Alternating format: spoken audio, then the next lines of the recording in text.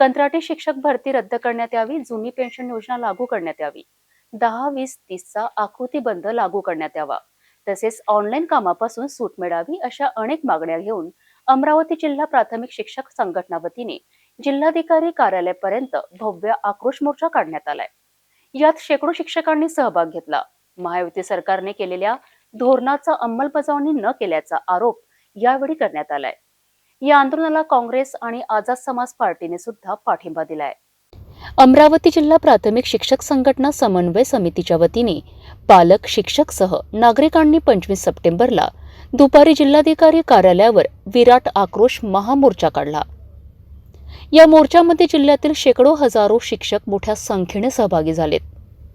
एकीकडे राज्यातील एकही शाळा बंद केली जाणार नाही अशी घोषणा करायची आणि दुसरीकडे शाळा दत्तक योजना, समूह शाळा योजनेची धोरणे आखायची हा उद्योग सुरू असून महाराष्ट्रातील गोरगरीब आणि सामान्य जनतेच्या विद्यार्थ्यांना गुणवत्तापूर्ण शिक्षण देण्यासाठी नियोजन करण्याऐवजी त्यांच्या शैक्षणिक मार्गात अडथळ्यांची शर्यत उभी केली जात आहे, असा संताप आयोजित मोर्चात शिक्षकांनी स्पष्ट केलाय।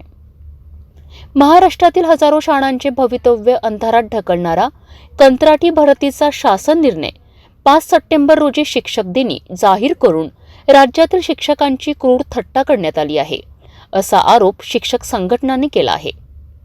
महाराष्ट्रातील सर्व प्राथमिक शिक्षक संघटनांनी 14 सप्टेंबरला पुणे येथे बैठक घेऊन प्राथमिक शिक्षकांच्या आणि प्राथमिक शिक्षणाच्या विरोधात असलेले 15 मार्च आणि 5 सप्टेंबर 2024चे शासन निर्णय, ज्या शासन निर्णयांमध्ये पूर्णवेळ शिक्षकाची नियुक्ती न करता कंत्राटी शिक्षक भरती करण्याचा निर्णय शासनाने घेतला आहे, त्यामुळे आज वाळी वस्तीवरील शिक्षण हे धोक्यात आलेलं आहे।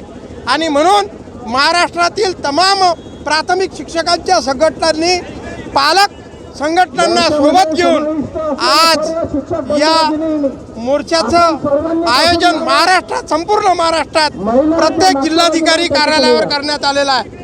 महाराष्ट्रातील एकूण 41 संघटनांचे 67 प्रतिनिधी त्या दिवशी पुणे येथील सभेला उपस्थित होते आणि त्यानुसार हे निर्णय जे आम्ही घेतले आहेत त्यानुसार की कंत्राटी शिक्षक भरती ही बंद करायची आहे। त्यानंतर प्राथमिक शिक्षकांमध्ये पदवीधर शिक्षक विषय संवर्ग आहे, त्या विषय संवर्गाला पूर्ण वेतन दिला जात नाही, म्हणून त्यांना पदवीधर शिक्षकांची वेतन श्रेणी ही देण्यात यावी। 1 मार्च 2005च्या पूर्वी जी भरतीची जाहिरात निघाली आहे त्यानुसार त्या लोकांना जुनी पेन्शन ही लागू करण्यात यावी आणि 1982 प्रमाणे सर्व प्राथमिक शिक्षकांना जुनी पेन्शन लागू करावी। 10-20-30चा आकृतीबंध जो आहे तो महाराष्ट्रातील सर्व कर्मचाऱ्यांना लागू केलेला आहे, फक्त शिक्षकांना 10-20-30चा आकृतीबंध लागू केलेला नाही, म्हणून 10-20-30चा आकृतीबंध प्राथमिक शिक्षकांना लागू करावा।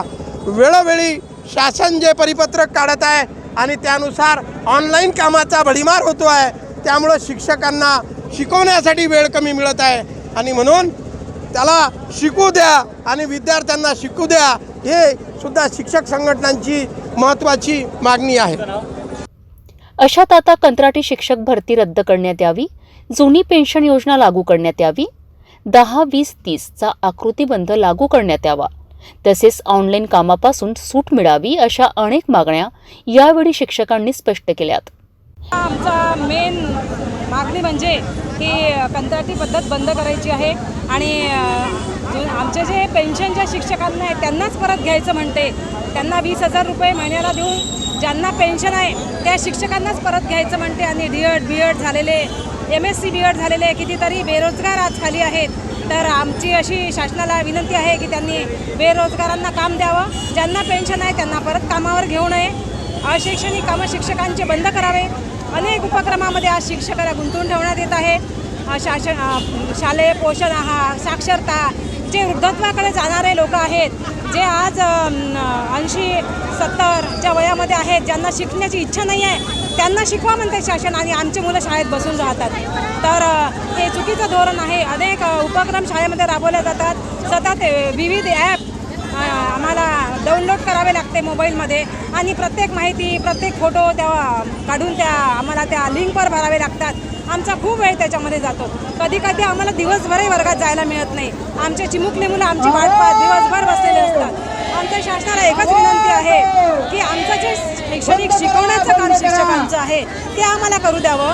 आणि शैक्षणिक कामं आमचे बंद करावे आणि अशा पद्धतीनं काय होईल हे अनेक कामाचं शिक्षकांवर लादण्यात आले तर शिक्षकाचं मेन काम जे शिकवण्याचं आहे त्यापासून शिक्षक दूर जाईल आणि कालांतराने मुलं पटसंख्या कमी होईल आणि मुलं मागे राहतील आणि शासनच आम्हाला म्हणेल की आज जिल्हा परिषदच्या शाळा मागे पडलेल्या आहेत आणि हे मुलं इथून पालक काढण्यात येईल सगळे आणि जिल्हा परिषदच्या शाळा खाली करण्यात येईल आणि आमच्या सगळ्या शिक्षक बांधव घरी बसण्याची वेळ येईल किंवा ह्या शाळा बंद करण्यात येईल आणि जे मेन गरिबांची मुलं या शाळेमध्ये आहेत ते शिक्षणापासून वंचित राहतील.